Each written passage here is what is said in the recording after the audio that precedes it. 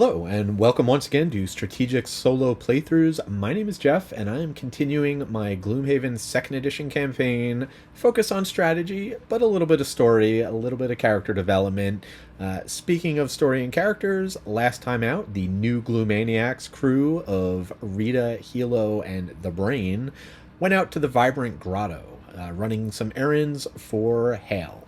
And I'm going to continue the main storyline. I'm going to go off in a slightly different branch this time. I'm going to be doing scenario number 42 for strategic reasons, that I'll get into a little bit later. But first, as usual, let's get into the city phase. So you can see here my updated campaign sheet, which includes some of the various things I'm going to be doing this city phase. Starting with the city event, it is one of the base 20, so I'm not going to go into too many specifics other than to say I thought it was pretty cool. Had to make some choices, read some story. It involved a magic trick, and ultimately I was able to gain a faction of my choice. A lot of different ways I could go with this. With the merchants, I could get to a threshold. I could push the city guard just one step closer to their next threshold and unlock. But since it was Helo who was the main player in earning this faction bonus, and his personal goal is accumulating votes in politics, and one of the ways he can do that is by bringing faction items, thought I'd unlock some more faction items, and I can do that by getting to 3 faction with the demons, so that is what I did. Looking elsewhere, you can see I've got 3 inspiration, ways off on that. I've got 3 imbuement ticks, so we'll just keep plugging away at that slightly increased difficulty. And I have already marked off all 3 characters will be donating to the Great Oak, so I am just 1 tick away from getting another prosperity tick, which would get me up to prosperity level 4. Not going to happen this time around, but we are very close to it. Now, before I get into the individual characters for the city phase, this is your last-ditch spoiler warning. I am playing the Saw class, the Music Note, and the Cthulhu Head, and they are going to be revealed right now. We'll start off with the Harrower Plague Herald. Because of his desire to help Zorn take over the world every single day, he is the Brain, and the Brain did not gain a level, but did manage to get a perk from 3 check marks, so I want to explore more his mechanic having to do with Plague. I've got some pretty nice abilities for that, so I have given him another way to spread the Plague, taking out a -1 and replacing it with a 0 that also lets me plague the target or a nearby enemy. Not much going on in the market phase. I just spent 10 gold to donate to the Great Oak, giving him a couple of blesses for his deck for the next scenario. Next up, the human Sawbones, Heloist Nurs, or Helo for short. He picked up a level, is now level 4, got a perk for that.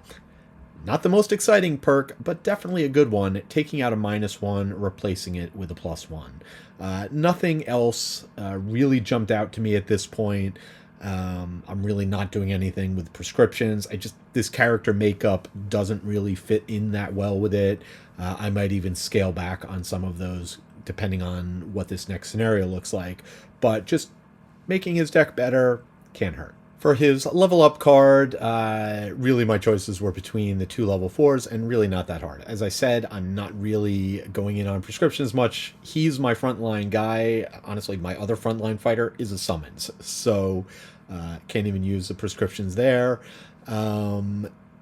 But do no harm. It certainly fits in with that theme of getting more cards that can stun. I love this idea of being able to effectively do a stun lock on an enemy. But even more so, and nice initiative too, although either of them have really good initiative. But even more importantly is giving him a bottom attack. As somebody who is always in the front line, trying to get into melee, this will really help things out. I really like that this one can give poison, and then I can follow up with a top attack and gain the benefits of that poison right away. Finally, for his market step, I did donate to the Great Oak, had him pay for it, and then I spent 20 to get the Circlet of Elements, an item available now that I am at Demon Faction level 3. Yeah, so with this item, obviously, I'm not really generating elements. None of my characters use or generate elements.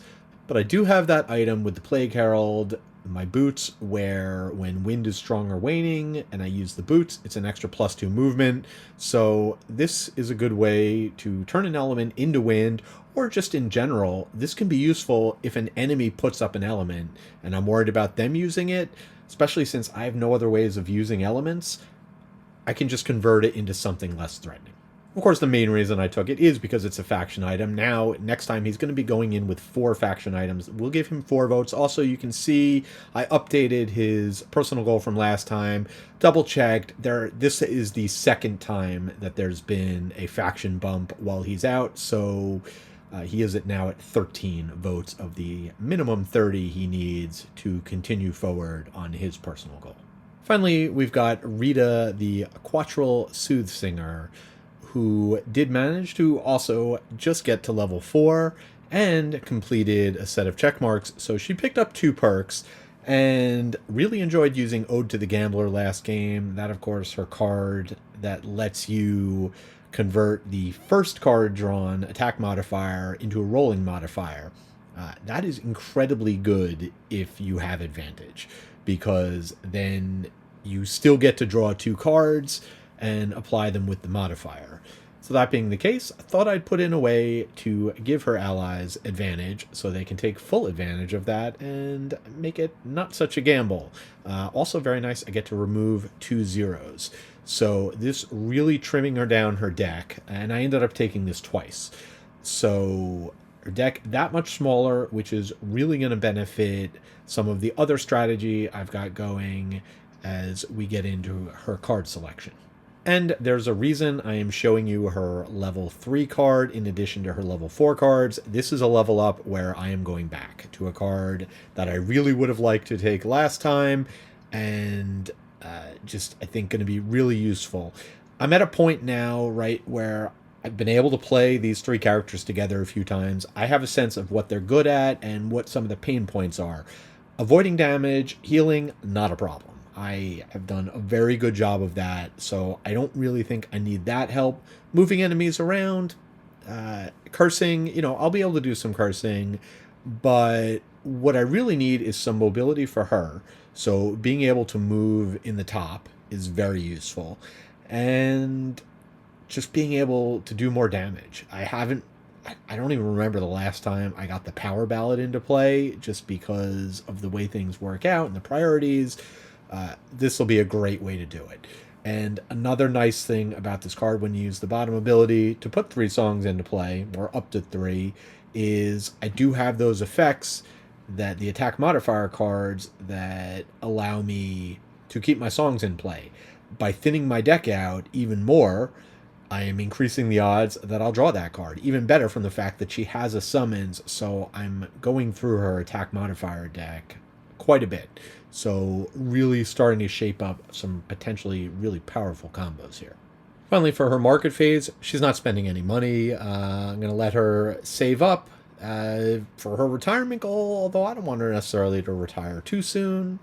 We'll see, but she does need 150 value, and I don't necessarily want to sell off my items to get there. So I'm going to let her get the free donation thanks to the Sawbones perk. And just to tell you a little bit, thinking forward, I am looking at those explosives, which cost 30, used to belong to the Mind Thief. It's just a way of drawing yet more attack modifier cards. So we shall see. Once I get there, I'm also going to be unlocking level 4 items, no telling what's going to be there. But that is going to do it for the city phase, and now it is time for the crew to hit the road. So, following up on a tip from the Spy Master back after we finished the Temple of the Seer, we got some intel about this nasty group called the Vigil. So we're going to check that out, and who knows, maybe this will help with our City Guard faction, but also, again, looking at the flowchart, this is where I get to things kind of from a strategic standpoint. I know this is something I am going to need to complete in the main story. Furthermore, I know that this scenario is force-linked. So we're not going to get another city phase after we do this. So I've timed it at a point where I don't think any of my characters are going to level up after this session. So I'll be able to go out, finish the one scenario, do the next, and then should be able to return to Gloomhaven, and by then, hopefully have some people leveled up. But of course, before we get out there, we do have to deal with a road event. So on my way out to the Watcher Mountains, I encountered a Volroth. I'll give a little bit of detail about this scenario. Just, again, thematically, I noticed the symbol of the demon faction. And so I had a couple choices before me. I do not have the Mind Thief with me, so was not necessarily inclined to do the sneaky kind of thing. Also thinking, I'm hanging out with this traveler, let me see if I can't get a faction increase, and that is exactly what happened. From the choice I made, I was able to bump up my demon faction again, so up to 4, and that will be more political support for Helo, as he has made a friend of this traveler, and when it comes time for election, should have a few more votes on his side. So instead of going to the wetlands ambush, we are staging an ambush of our own here, as there is going to be a wagon carrying goods that we need to sift through to find evidence belonging to the Vigil, and they're bad guys, and we're mercenaries, so we don't mind going after them. But before we can ambush the caravan, we have to deal with cave bears and forest imps. Oh my. Quite a few spread out on the board here. Probably going to let them go first and see what happens. But I need to deal out my battle goals, figure out what cards I'm not taking, and I'll see you in about 30 minutes, which is how long it's going to take me. Shorter for you. Start off with the Brain, the Harrower Plague Herald, who got the battle goal Dynamo.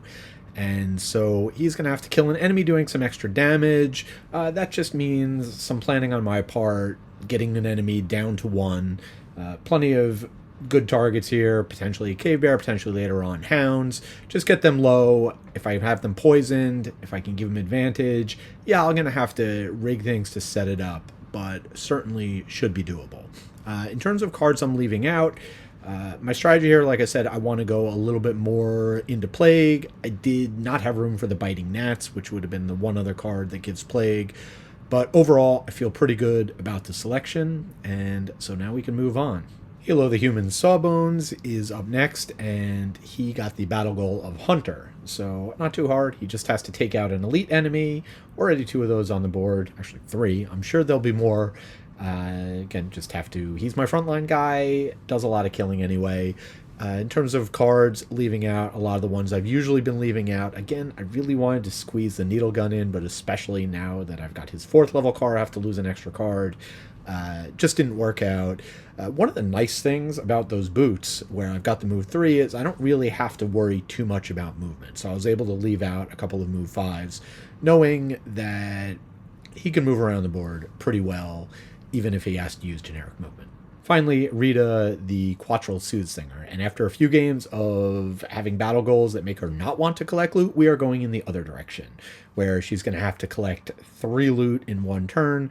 So I have made sure to include her loot card. She's actually the only one of the 3 who has a loot card in the mix, so I imagine she'll actually be doing quite a bit of looting this game. In terms of abilities, I wanted to make sure I had a good number of songs in, especially now that I've got the ability with that new card to potentially just plop 3 right into play.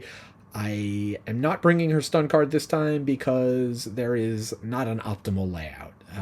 I would not be able to use it on either of these groups of enemies right off the bat because of the push requirement. So, and the other room looks pretty spread out, so I don't know how close together the enemies are going to get. So all that said, leaving it out, and we're just going to have to deal with the enemies coming at us in round 1.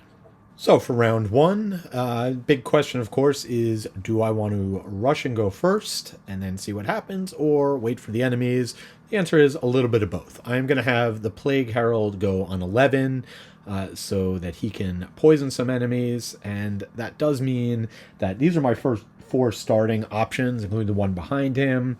Had to move him up a little in order to be able to target this forest imp so that he can poison the other 2. That may put him at a little bit of risk, but hey, he wants to take damage, so we'll give him the chance to do so.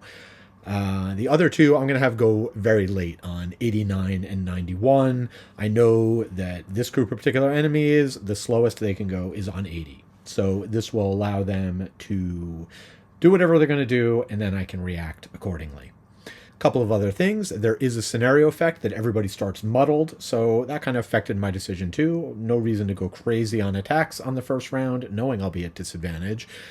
And I do need to pick a starting note for the Soothsinger. Also, speaking of notes and the Soothsinger, I made a big mistake last game, and probably the game before, maybe the game before that, which is that she can only generate one note per turn. That's not including effects like the note she generates back for the perk she's got or the card she plays that generates notes, but the standard printed note on a symbol, you can only apply one of those. So that factored into some of my decision making as well this time, as I will make sure I play that correctly.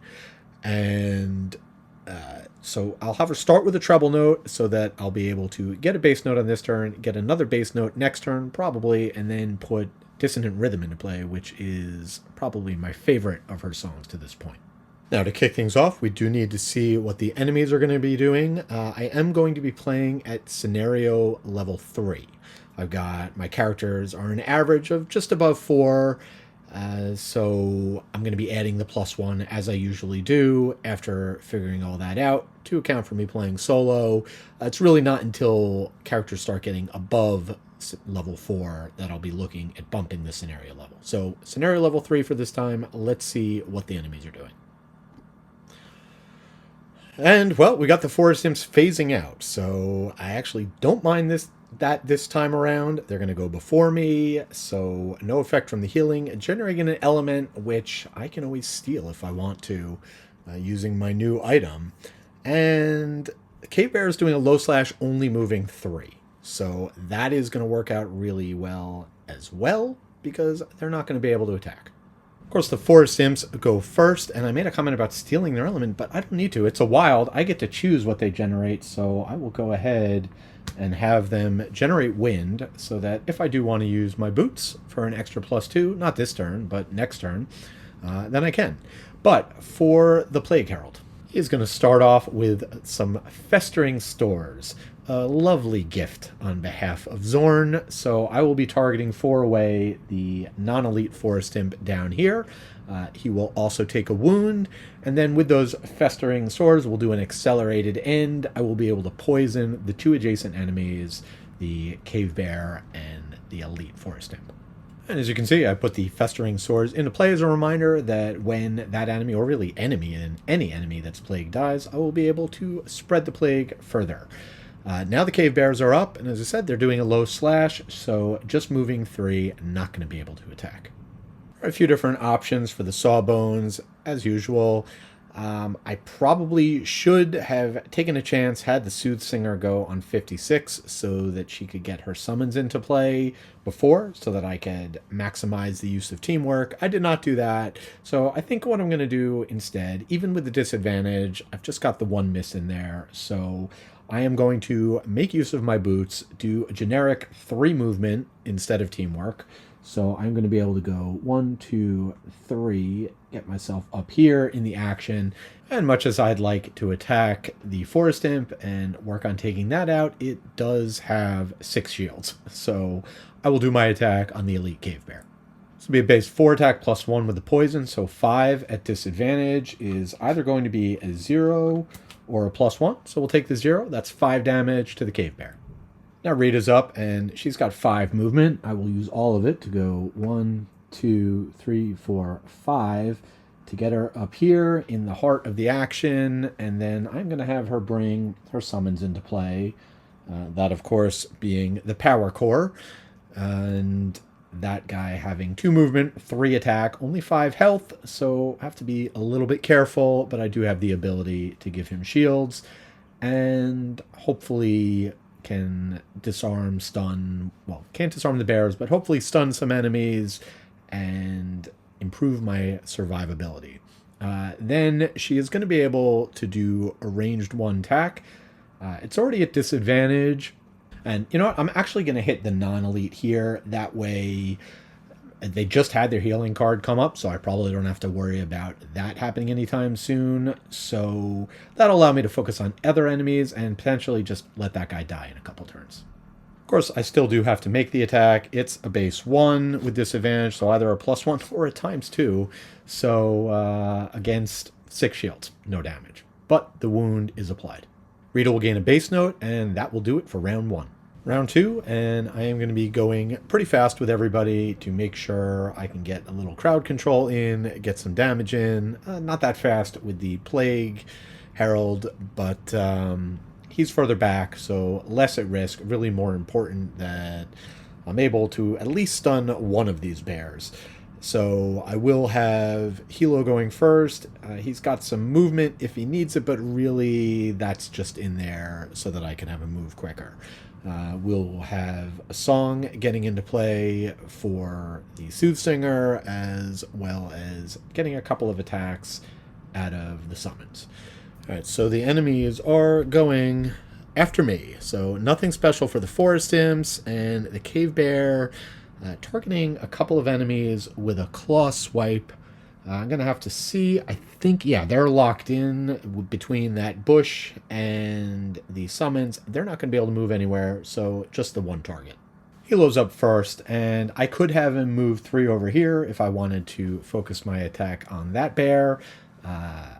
For multiple reasons, I do not the least of which is that would allow both bears to get off 2 attacks. So I'm just going to stay where I am and go ahead and do a 2 attack against the elite bear, who is already damaged, so it will also have stun and give me an XP.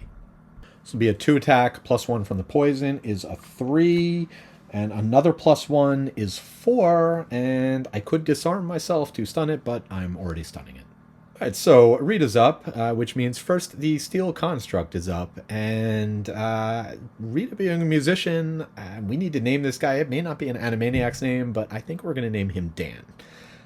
So Steely Dan will now go ahead and do his 3 attack. I'm actually not sure. I've always played that tie-break initiatives for enemies in terms of targeting, you would go to whoever goes fastest. I'm not sure that's the case, but I do want to target the elite, so that's where I'll send the attack. I'm going to go ahead and use my Ranger's Hood for this attack, which will let me look at the top 2 cards in my deck first. Top 2 cards are going to be a ×2 and a +1. Well, I like both of those, so let me just decide. I'm probably going to put the ×2 on top, followed by the +1 for the next attack coming in, but let me double check just to make sure that's where I want to go. Actually, I just double checked the text of the Ranger's Hood. I don't have a choice. I can put either of them on the bottom of my deck, but otherwise they stay in the same order, so it is just going to be the ×2, but with a 4 attack that becomes an 8, and the elite cave bears, just like that, are down to 3.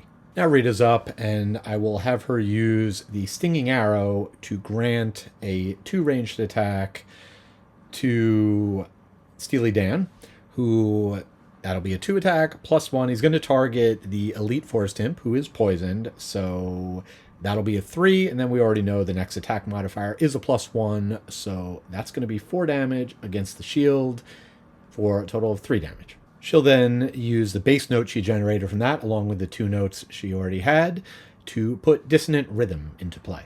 Then for the end of her turn, I will fire off the Dissonant Rhythm. I have 2 enemies that are closest in the Elite Cave Bear, the Elite Forest Imp. I'll go ahead and do a 2 attack with 1 Pierce against the Forest Imp. And that attack for Rita is going to start out a 3 with the poison, and it is going to be a stun. So even if I don't kill this thing off on the Plague Herald's turn, which there's a pretty good chance I will, it's not going to be doing anything on its turn. Now the Plague Herald's up, and I am going to have him spread the plague, as he is going to have the non-elite, who is plagued, go ahead and do a 4 attack. And again, as we determined several episodes ago, this attack is granting a melee attack. So it will have to be a melee attack, which the non-elite will deal against the elite. And that 4 attack, +1 from the poison, wow, it's going to be a 7 and a muddle. You know what? I'm going to have to double check things on my next break, but I'm pretty sure that counts as my kill, so that should give me credit for the battle goal of killing an enemy with an attack by 4 more than necessary. Again, I'll look it up, I'll double check. The other question I'm not sure of is, so I know that the plague is not a condition. Does it get applied to the enemy? The reason I ask is because I've got that card that allows me to then fire off an enemy's attack in its dying breath, which potentially I could do here, have the elite curse somebody. I'm not going to. I'm going to save that for later. But that is the question that comes up. I'll look it up. To finish off the Plague Herald's turn, I could just do generic movement, move up a bit, but I'm going to go ahead and use the Virulent Strain to do 1 damage to the non-elite.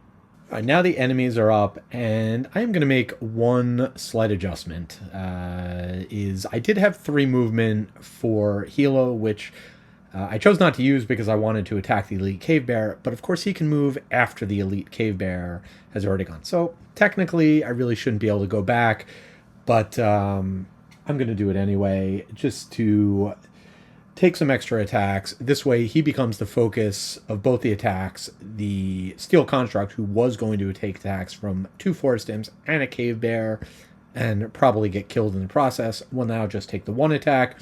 It's an extra attack on Helo, but he can certainly handle it. That said, we will move on to the forest imps. The 2 ones that are wounded, I already ticked them down 1. The elite will go first. Range 3, doesn't need to move, so it will go ahead and attack Helo. This will be a 2 attack and just 2 damage, so knocking him down to 10. And he'll also get a curse shuffled into his deck, so I'll take care of that. But the non-elite will then attack him. That's the lowest numbered one, so it is going to hit him for 3 more damage. Finally, the forest imp over here is going to go ahead and attack Rita, and that'll be a +2, so she is going to take 4 damage.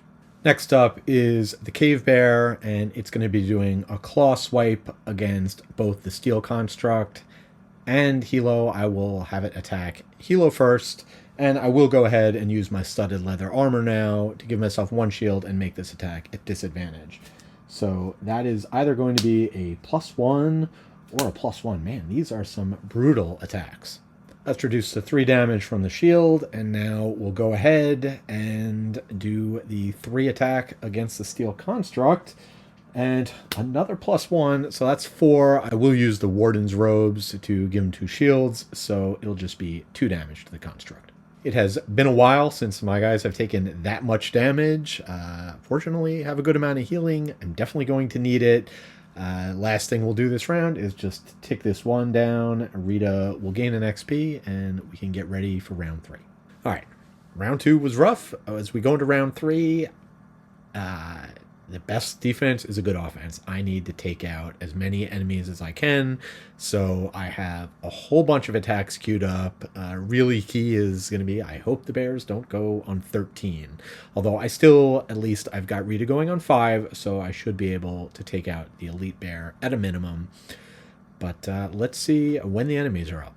And they will be on... All right, nothing special for the forest imps on 37, and nothing special for the cave bears on 41. Although I really hope I can take out both of them, because even just a nothing special 4 attack is more than I want to be dealing with right now. Okay, we start off with Rita, which means Steely Dan are going to go ahead and see if he can finish off the elite cave bear. And this will be a base 3 attack, +1 from the poison, and another +1, so that is it for the elite cave bear. For Rita, I am tempted to go for her battle goal and take out the forest imp that's going to die anyway, and then I could loot 3 coins in this turn, but we got a whole other room to enter, whole other sections, so there will be more opportunities to grab loot, I assume, so I'm just going to go ahead and see if I can get lucky and do a 1 attack against this guy over here. And that will be -1, so moot point, no damage.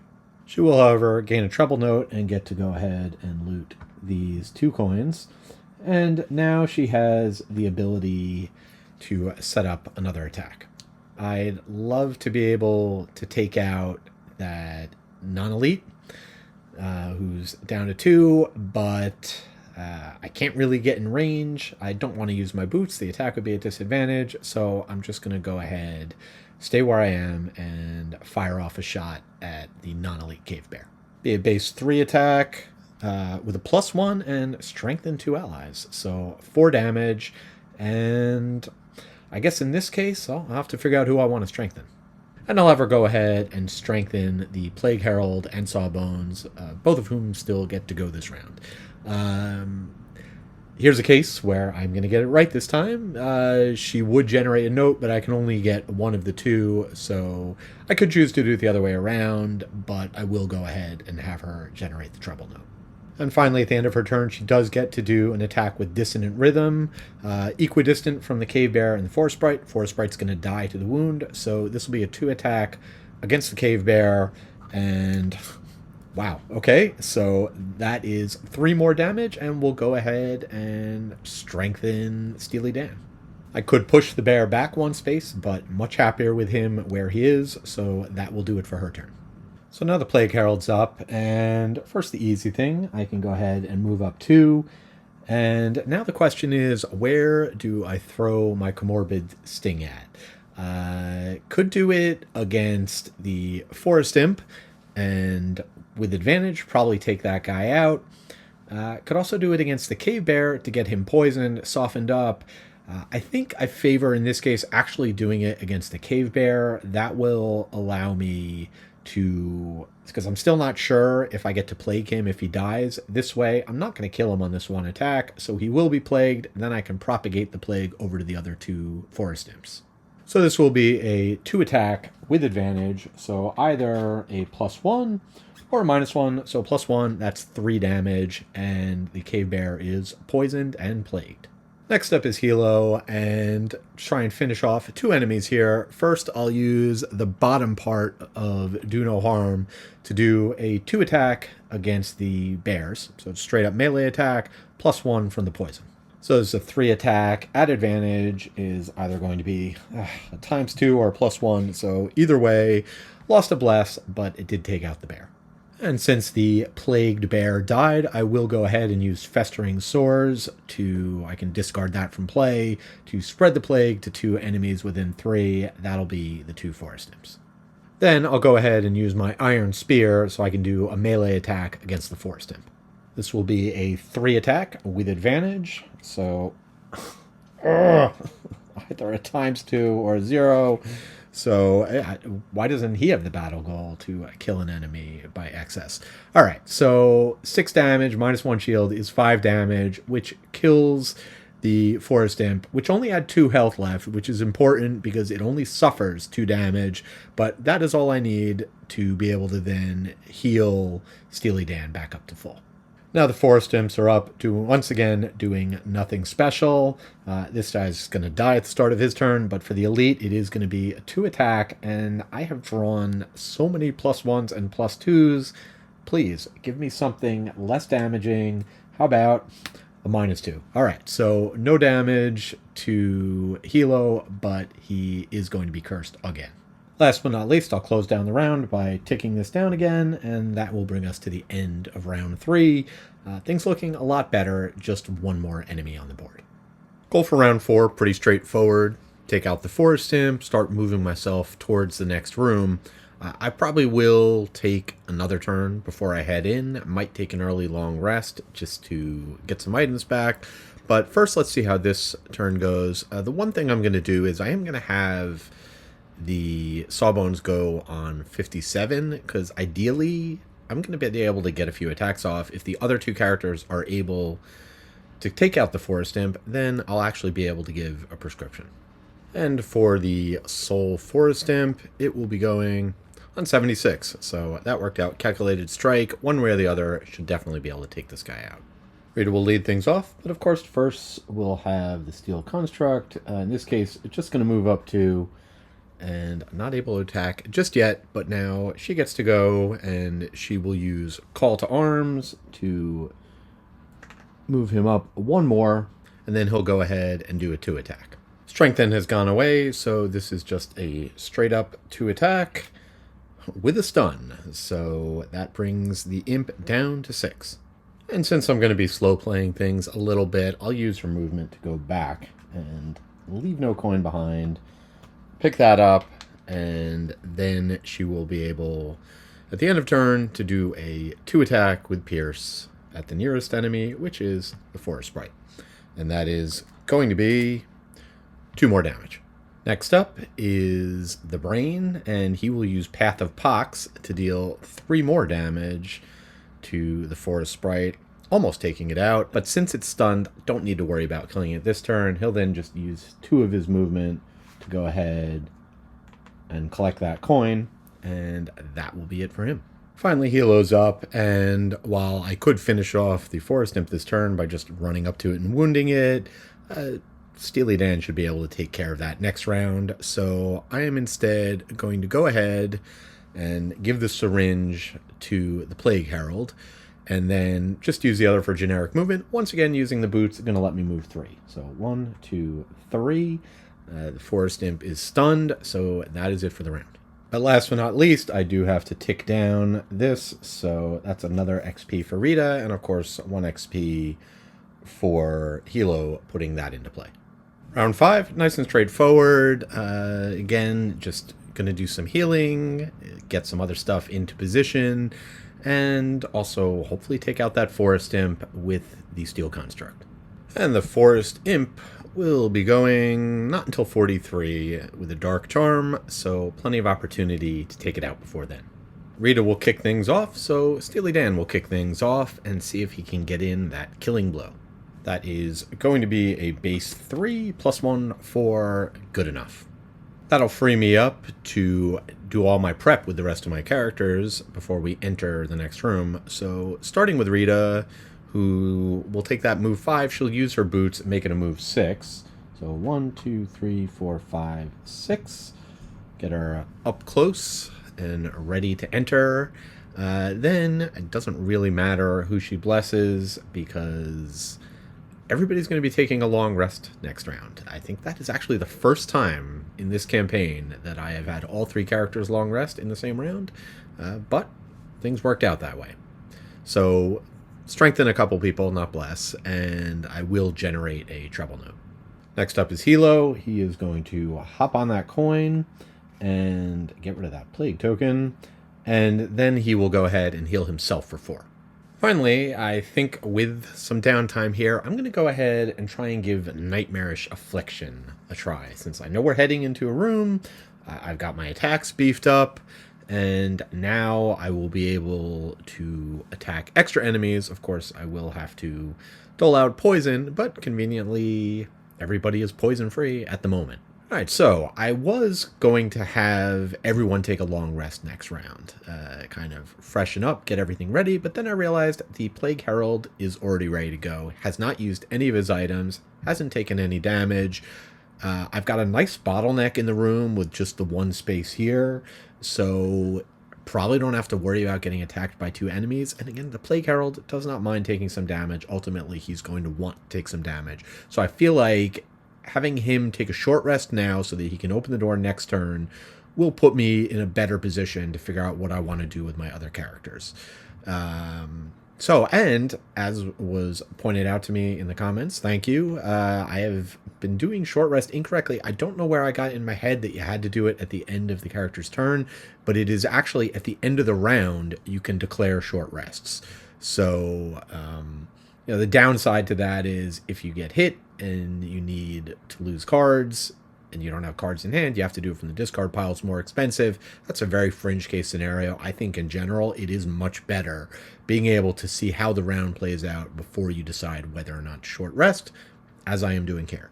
So from the short rest, I ended up losing Spread the Plague, which it would be useful. I'm going to be dealing out poison now that I've got this card into play, but I have other ways of getting rid of poison. We can certainly put Helo up to the task. So that said, doing my short rest, and now we can jump into round 6. Plague Herald is going to be moving 4, and then I've got Comorbid Sting up, so I can attack a couple of enemies to deal out lots of poison and plague, but I do want to make sure that I can find enemies in range. So what I'm going to do is I'm going to use my element potion to generate wind. That way, if necessary, I can use my boots and get 2 extra movement. I'll go ahead then and use the move 4, 1, 2, 3, 4, and open up the door. All right, so this is a pretty wild scenario. The most open map I've had so far, probably the most interesting mechanic, as we are ambushing this caravan. You can see I did have to take a break here so that I could set things up and also 3D print myself a wagon.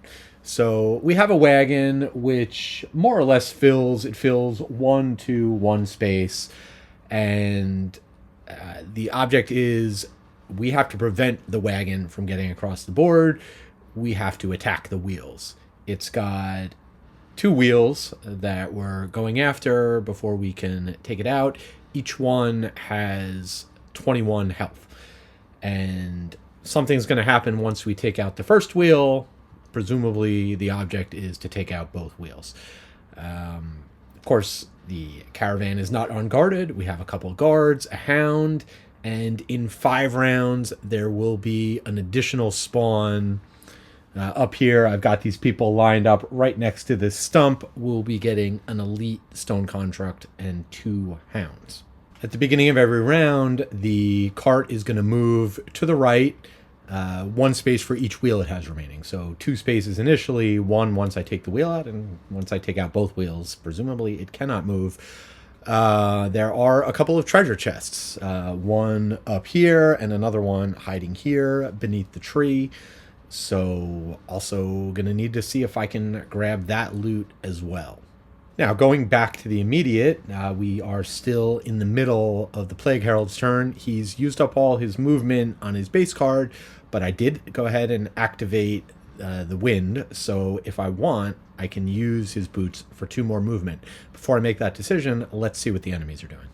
Lucky for me, not a lot of attacking going on. The Soul Hound out there is just going to be muddling, so don't have to worry too much about that. Then you can see the City Guard is doing a hasty assault, so the non-elite only attacking for 2, and I should be able to avoid the elite altogether. Now, actually, I want to correct myself. I think with the Gust Striders, because it adds the jump ability, this is something that I would have to use before the movement. I'm not positive, but I definitely would have wanted to give myself that flexibility, especially since I went ahead and used my element potion.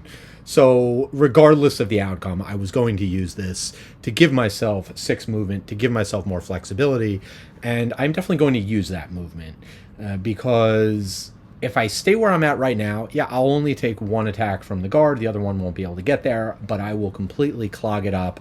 I need my other guys next turn to be able to head out and go after that wagon, go for the wheels. If I back up, similar problem. I don't have to take any attack from the guards, but I will be clogging things up and by the hounds who come running in. So what I'm going to do instead, not to mention, I also want the Steel Construct, who is going to get to go this turn, even though Rita's long resting, to be able to get in there and do some damage. So what I'm going to do with my remaining 2 movement from the slippers is go 1, 2. Put me in the corner. Because the hounds are going first, I am not going to have to worry about getting attacked by the elite. The non-elite will come in. It's just a 2 attack. Now, I do have the attack of the Comorbid Sting, and I double-checked the FAQ.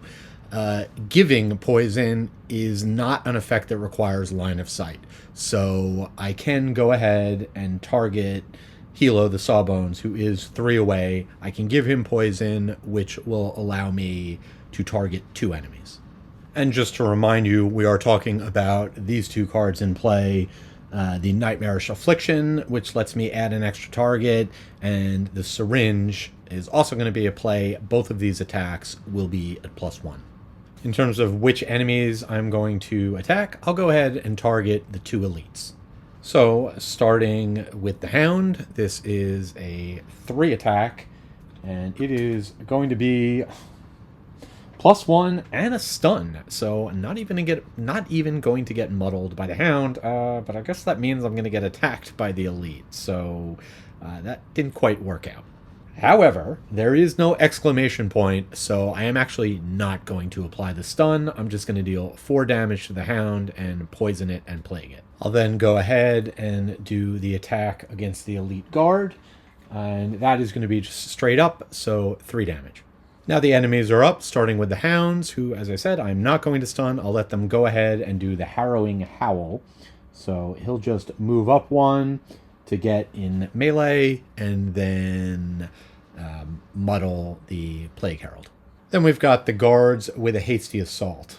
For the elite, he's just going to move up to get as close as he can. He's not going to move that 3rd space because it doesn't get him any closer to his target. And then finally, the non-elite will be able to move in right up next to him and go ahead and do a 2 attack. I'm not going to use my armor on this. I'll just take whatever it is. It's 2 damage. It's going to do it for the enemies. Now it's time for my long rest, so I'll go ahead and have Mr. Steel Construct go up, and he will attack the guard. The non-elite guard does have 1 shield, but no retaliate, so 4 for 3 damage. It took me a while to figure out the long rest, because that also meant kind of planning ahead, figuring out what I wanted to do next turn and beyond. I need higher damage output. I'm not too worried about stun, so I'm going to let prep for surgery go, as really the main target for Helo is going to be the wheels, which cannot be stunned. For Rita, I'm going to let this one go. Really, the only advantage is the low initiative. I have another 1 song. I potentially might do my symphonic medley to put 3 songs into play next turn. The other card I'm looking at that I originally was thinking of getting rid of is Intensifying Amplitude, but again, since I need a lot of damage output, I think that could be really useful this scenario. That's the one that increasing does 1, 2, 3, 4 extra to ally attacks. So I'm going to hang on to that. Both characters gain 2 and all of their items back. For round 7, I've already gone ahead and moved the wagon. Just going to work on cleaning up some of these enemies, but also have Helo head out and start whacking at the wheels. He should also be able to attack the elite using his spear, so I've set him up with a double attack to be able to pull that off. A couple other fun things happening this round. Of course, I'll get Ode to the Gambler into play. Also get Rita further in the room. That'll free up next turn. She doesn't need to move. She can use one of her really good bottom abilities. We'll have to see which one I decide to do. And then for the Plague Herald, since he's muddled, might as well not do anything that involves the attack modifier deck. Going to take advantage of the plague counters I put out last turn. And one other note, you can see that I've put Helo at 19 initiative. He could have gone on 15, but I do want Rita to go first so she can get Ode to the Gambler into play. And he can benefit from it. Let's see if that affects anything with when the enemies are going. Nope, nothing special for the hounds on 26, and then a calculated strike for the city guard. I'd say the only thing unfortunate there is that the hounds actually get to go before the Plague Herald, who's going to be able to kill them on his turn, but Plague Herald is feeling like he's got much too much life. He's letting down the blood god. He needs to do his sacrifice. So I'm actually not upset at all about him taking attack. But before we get to do that, let's start with Rita's turn and Steely Dan swinging away at the non-elite. And it's a 3 attack here against the 1 shield. Well, that is timely, as my notes will not advance, and 2 damage to the guard. I'll go ahead and put Ode to the Gambler into play, and then I've got 4 movement, so we'll just go 1, 2, 3, 4. Put Rita up over there, and that's going to do it for her turn. One other thing with Rita, in playing her song, I did have an extra note, so I lose that note, and then because of her perk, I get to gain back a note of my choice, and I chose a bass note. Now Helo's up, and my original intention had been to go after the wagon, start hitting the wheels, but the guards are hitting pretty hard this turn, and I have an opportunity to take potentially both of them out. So with my 4 movement, I'm just going to move 3 up over here next to both of the guards, and maybe prematurely, as we lay that guy down to rest, I'll go ahead and do an attack. They're both wounded, so either one attacking first will let me attack the other one and gain an XP. Also, I marked off that Helo is poisoned. Now, this guard, which seems to have chosen to lay down his sword or his life, we're going to try and kill him anyway. This is going to be a 3 attack, straight up. That's a 0. That's going to do 2 damage. So at that point, I could use Ode to the Gambler to draw again. However, I'm going to use Ode to the Gambler to draw again, actually. Yeah, I was going to say I'll be able to kill him, but I don't necessarily want to do the damage to the Hound. So let's go ahead and draw again, times 2. Okay, so maybe I shouldn't have done that, but he's very dead.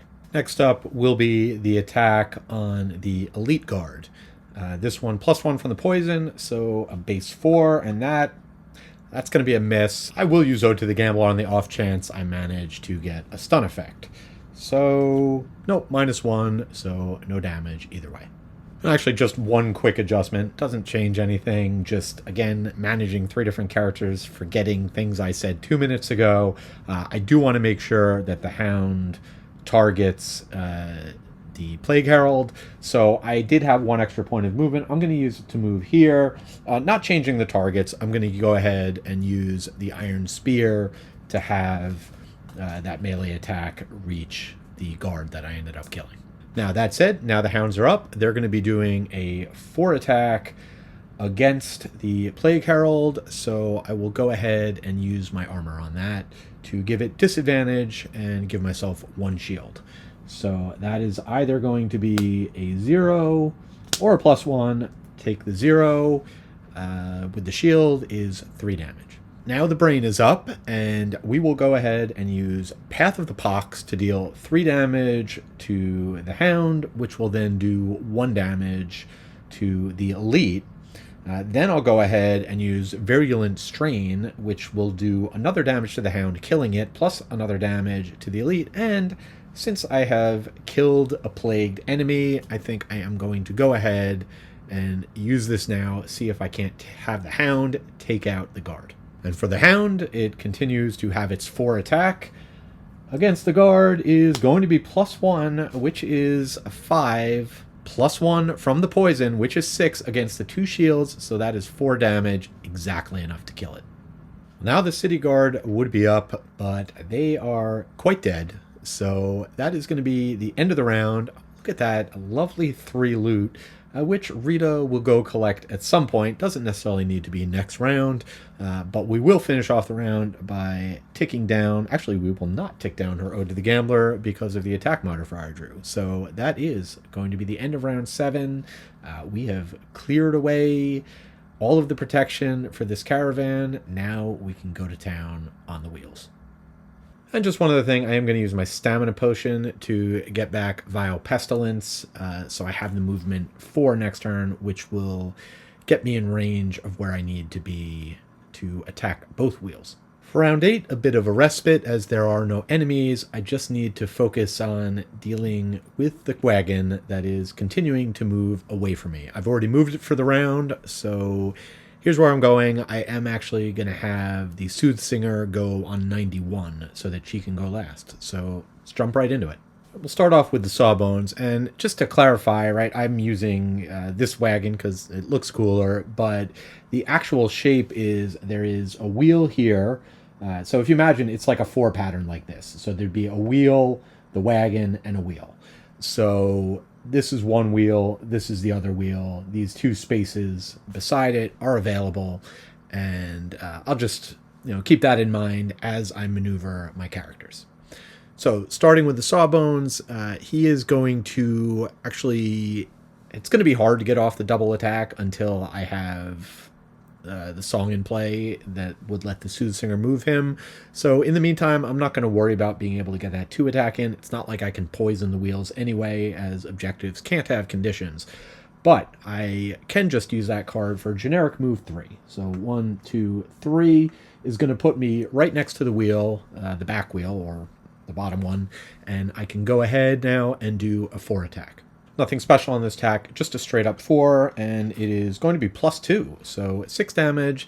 The wheels have 21 HP to start based on the scenario level and number of characters, so that is going to bring it from 21 down to 15. Sawbones will gain an XP. That'll move us on to the Plague Herald, and incidentally, this turn probably seeming very fast. I've been timing to see how long it takes me. I actually took 25 minutes in between turns, even though there's no enemies, just kind of looking over all the options, planning what I wanted to do, not just for this round, but for potentially the next couple of rounds. Advantage to playing solo. I'd be curious at some point, how would I do if I played like a normal person? But for now, I am a crazy person who spends a lot of time at this, but I enjoy it. So now, let us get to the Plague Herald, who it's taking all that time that makes me realize things like I need to be able to move 4 this round. 1, 2, 3, 4 is going to put me in a position where, again, there's a wheel here, there's a wheel here, so I'm able to attack both of them. Of course, I'm going to be able to do that by using the Nightmarish Affliction, which means I do need to give somebody within range 3 poison. I'm going to give the poison to Rita because I don't think I'll be in range of her to be able to do it next turn at the point I go. They're going to be moving in opposite directions, most likely. But now I can go ahead and I can do a 3 attack. None of the other effects really matter, though I will gain the XP. I'm going to be able to target each of the wheels. And I did not forget about Ode to the Gambler on Helo's turn, just he's got a couple curses in the deck. Getting a +2 modifier like that, I didn't want to risk it. Might be a little bit more daring here. First, the attack on the damaged wheel is going to be base 3 -1 is a 2. Sure, we'll Ode to the Gambler on that one. Still going to just be a 2. And then with Nightmarish Affliction, which I still need to advance and I'll do right after this, I'll go ahead and attack the top wheel, also within range 4, also a base 3, and that one already has a rolling modifier. Well, isn't that convenient? I can heal an ally, so I'll be able to heal Rita. Actually, probably even better is healing Helo and getting rid of his poison, and then additionally a +1. So 4 damage, that one's down to 18.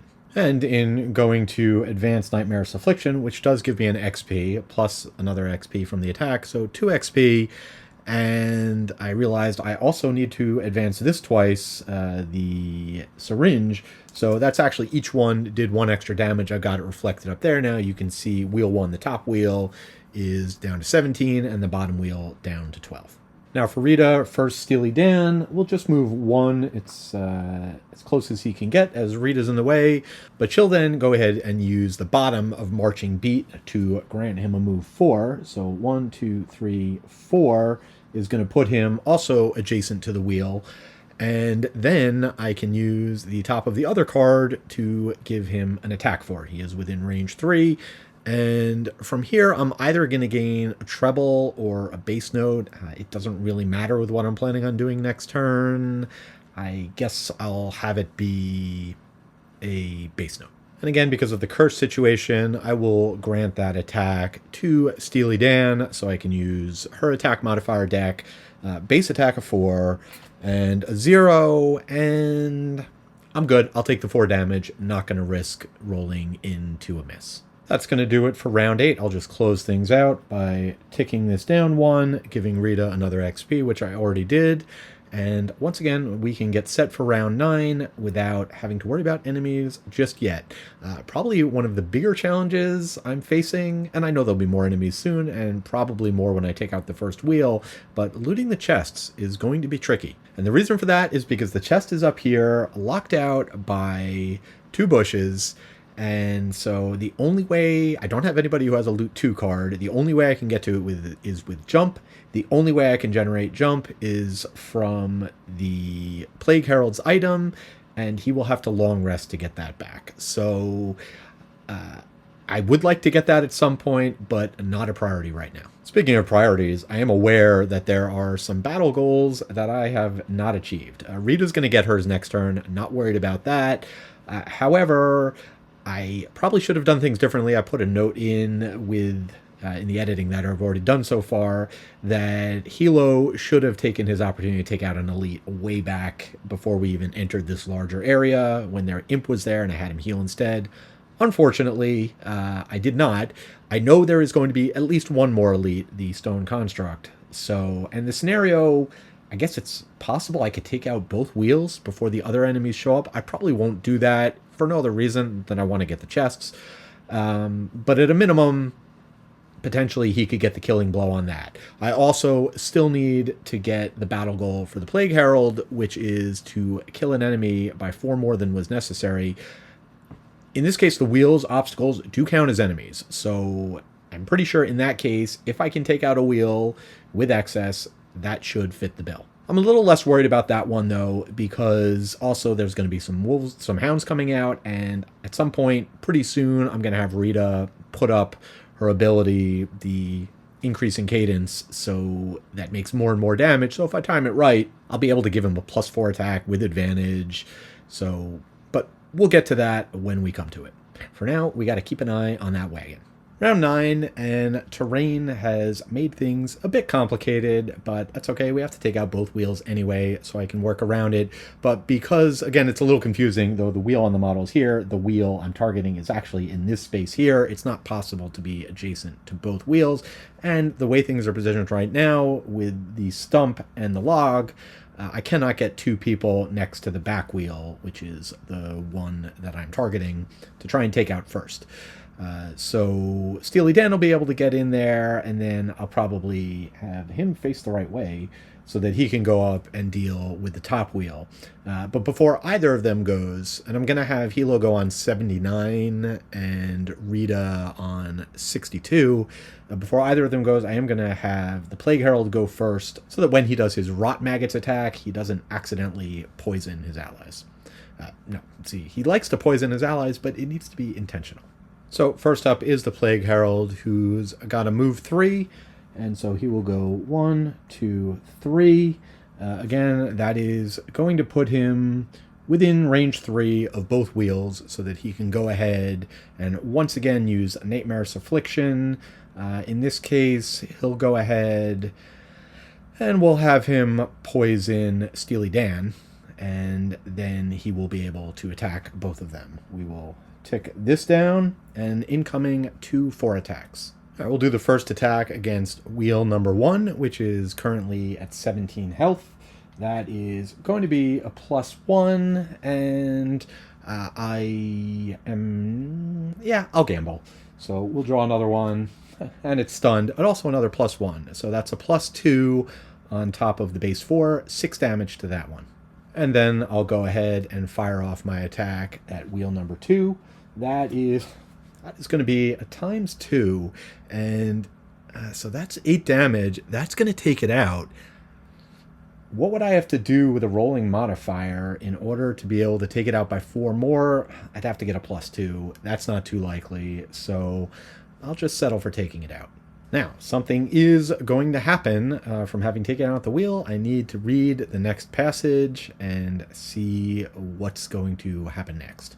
Well, this could be very bad, because taking out one of the wheels, I have attracted the attention of the reinforcements, and they have spawned on spot A, where the stone construct is, along with 2 elite guards, right on top of Rita, who is not going until 62. So this could be rough. We'll go over to Xhaven to see what they're doing. Well, the city guards aren't moving, so that's sort of good, except she's right there, and one of them is going to get attacked.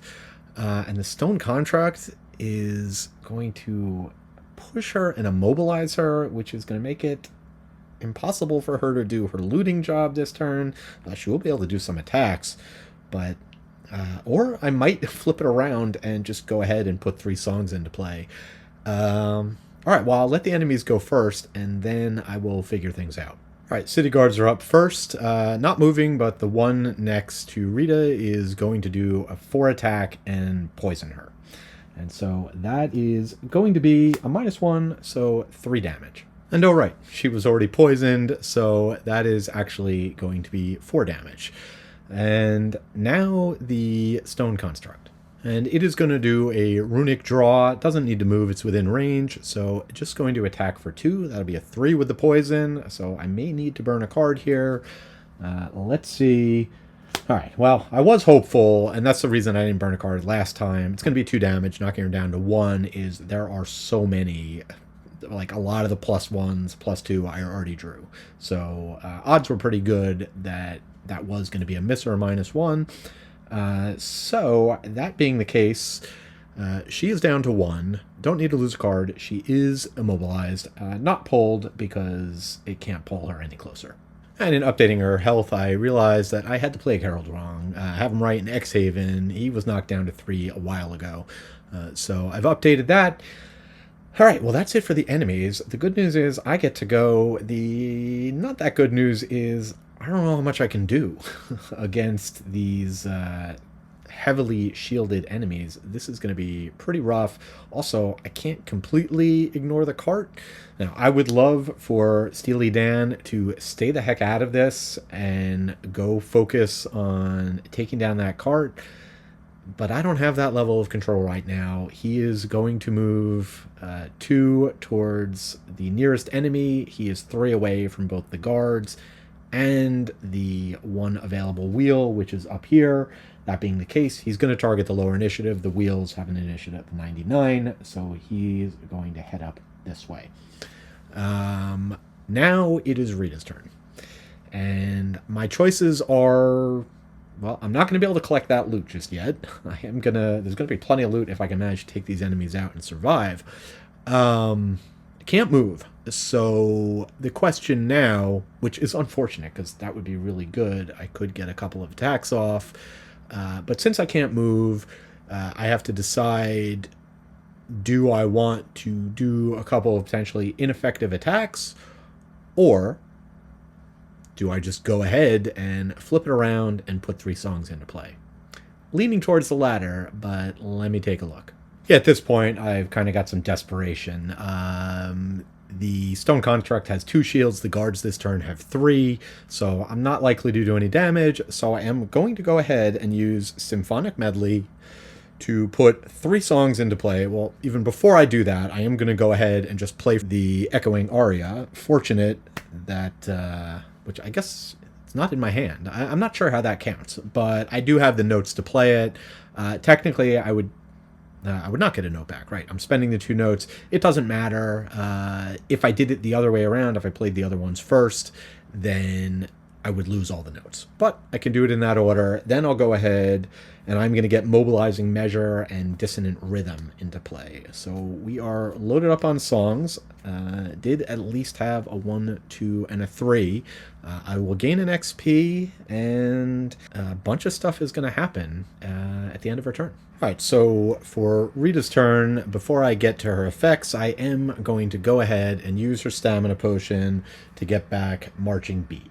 I do have 2 cards in hand, but they both have very high initiative, which is not good. So 21, best I can do right now, unless I wanted to lose one of these, which I don't. So I'll get that back. Now, I get to do some effects. So we will go ahead. All my allies have Retaliate. That doesn't help me right now, but it will a little bit, getting damage through these shields. I do get to do a move 2. That is going to have to target the nearest guy. But before I do that, let me go ahead. I will start with the 2 attack with 2 pierce against the nearest enemy. That'll be the guard right next to me.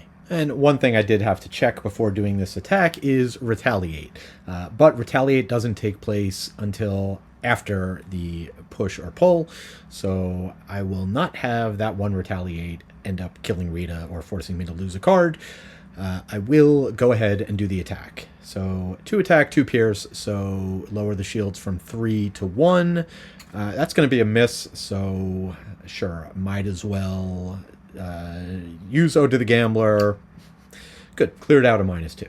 Not that it really matters because I am going to have to reshuffle, but I will then go ahead and push him away from me. It's a surprising amount to consider in terms of where I do this movement, but ultimately here's where I landed. I'm going to just have this guy move up 1. So unfortunate that he couldn't go after the cart, because that would have been a lot better. Yeah, this all would have been very different if I had done initiative, if I just had her go first. But I didn't want people to get poisoned. Well, that was a mistake. We'll see if I can recover from it. That's it for her end of turn actions. Now Helo's up, and much as I would like to send him after that wagon, it is only going to be moving one now that we've taken out one of the wheels. So I will chase it down later. For now, I feel like I need to get him in the line of fire so that he can protect his allies. So I am going to have him just do, he can do a generic movement 3 here. Again, boots coming in handy. 1, 2, 3. Put himself right here, and sure, we'll try and do a 4 attack against the big guy. Hopefully I can get some damage in, and that'll make my other abilities better. And actually, just to make sure that I can, at a minimum, start taking the big guy down, I will go ahead and use the Sword of the Sands, which is going to give me, it's going to give me wound and poison on this attack. So, you know, ideally I could wait and to do it to both, but I don't want to mess around here. So I'll just use it now, again, on the stone construct. So now the attack, which will give poison and wound afterwards. Base 4 is going to be a -2, so currently no damage. I will go ahead and use Ode to the Gambler, since I'm not doing any damage anyway. The good news is here, I get to give self or adjacent a med pack. That is really handy for Rita. So I'll do that in a sec, but let's do the rolling modifier. Hey, a +1, and I can stun the guy by disarming myself. Yeah, then I can focus on healing next round. So I think that is definitely going to be worth it. So that's a +1. So we end up at 3, which is still no damage. But it's wounded, poisoned, and stunned. And actually, the guy only has 2 shields because he is not elite. So I actually did manage to do 1 damage to him. For Rita's medical pack, she ended up getting what probably the worst one for her to get. Since... well, hopefully I can remove the poison. She could potentially use the top heal. But was hoping for a better bottom heal than that one. Unfortunately, you get what you get. You don't get upset. Last thing is I am going to take a short rest for both the Plague Herald, and even though he's got 2 cards left... Actually, now I got to double check with the Sawbones. Given the situation that he can't attack, maybe I'll just stick with what he's got. For the Brain's short rest, he ended up losing Comorbid Sting. That's fine. I have other ways to poison these enemies. Still haven't used my Scepter of Zorn. It would be really nice to get some curses in the deck, especially given it's starting to get pretty thin. So hopefully we can run through some curses before we draw the ×2 or Auto Miss. Last but not least, I will tick down all of Rita's songs. She'll gain 3 more XP as a result of that. And that is the end of a round that I thought I was going to be very quick on this one. Was not necessarily planning on taking either of the wheels out. Had a feeling something was going to happen when I took one out, so I was going to start to balance it, maybe try and take them out together. Alas. And you people who know this scenario, well, you either were snickering as I was choosing to leave Rita behind, or you saw this for the slow-moving car wreck it was going to be. But she survived. She is still alive. And we continue to fight on. Round 10, and at this point, I just need to start getting myself into position to dealing good damage, get some healing going. So I am going to be going pretty quick. At least I do have the Stone Construct stunned. We'll have to see what the guards are doing. And you can see here, we've got 8, 11, 21. And for the enemies... All right, so City Guards doing a throwing axe, range 2, and moving 1, so I'll have to see what we can do about that. Stone Construct, fortunately, not doing anything as it is stunned. With the guards having 1 movement, it's not really feasible for me to get out of range, so better to have Helo stay where he is and take the 2 attacks. I am going to be able to get some curses in before they attack, and their deck is mostly thinned out of the really nasty stuff. Still a ×2 lurking in there. But I'm going to have Helo just stay still, but he is going to be able, using teamwork, to grant movement to Rita, who is no longer immobilized. So she is... I'll just move her 1. That'll put her in position that when she does get her loot card back, she'll be able to grab all 3 of those tokens, fulfill her battle goal. Then I'll go ahead and heal her for 3, removing the poison first. The Brain will be next, and he's going to use his move 2 to get himself within range 3 of all 3 enemies. That way I can go ahead and use the Scepter of Zorn to poison all 3 of them, or the 2 that aren't poisoned already, and put 3 curses in the enemy attack deck. Then I'll go ahead and use Festering Sores on the guard closest to me. Figure that's more likely to be the first to die, since it is within melee range of the Steel Construct. Finally, Rita's up, which means first Steely Dan will attack the guard. This will be a 3 attack plus 1 from the poison, so a 4 attack against 2 shields, and it is going to be a ×2. We will not press our luck. Take that. That's 6 damage. Then for Rita's main turn, she is going to go ahead and use the top part of Intensifying Amplitude to attack the city guard that is not yet wounded in the back. So this will be a 2 attack with the poison against the 2 shields and a stun. So that is fantastic. Again, at this point, I'm not doing any damage, so I might as well apply a rolling modifier with Ode to the Gambler, see if I can get a little damage in. So also going to be a +1, so 1 damage. And for Marching Beat, I will go ahead and target the Steel Construct and tell Steely Dan to go deal with that wagon, giving him a move 4. So 1, 2, 3, 4, and now, even though the wagon will be moving next turn, he will be closer to that and actually will be able to get up and attack it with his 2 movement. Also, one note, I think I probably screwed this up at least once this game. Just double-checked on Ode to the Gambler. It's the first attack modifier card drawn during the turn for each character. So I think if there's a situation where I get to attack multiple times in a turn, it would only apply to the first attack. Going through Rita's litany of songs, let's start with the Dissonant Rhythm. See if we can't take out the only guard that is able to act this round. This will be a 2 attack, +1 from the poison is 3, and very useful here to have the Pierce, so I'll be able to ignore the shields, so I just need to not miss, and... Alright, that's 3 of my blesses drawn on a blow that would have been a killing blow anyway, but also some timely hits, so I can't complain too much. That guy's dead. And with him dead, I will discard the Festering Spores to spread the plague to the other 2 enemies. Next up, with the Mobilizing Measure, I can grant 2 movement to the closest ally, which is Helo, so I will have him move 2 to get into position to potentially melee attack both enemies. And that's it for her active songs. It'd be hard to do retaliate damage if the enemies don't get to attack anymore, but hey, I'm not complaining. The last thing that's going to happen on this round is... Actually, before I get to the last thing, you notice I did tick down Steely Dan's health 1. Forgot that he did take 1 point of retaliate damage from attacking the elite guard. So, now, just for the end of the round, these will all tick down 1. Of course, the enemies, although they're not doing anything, will both take 1 damage from their wounds. And last but not least, I do need to take a short rest with the Sawbones, so he ended up losing teamwork.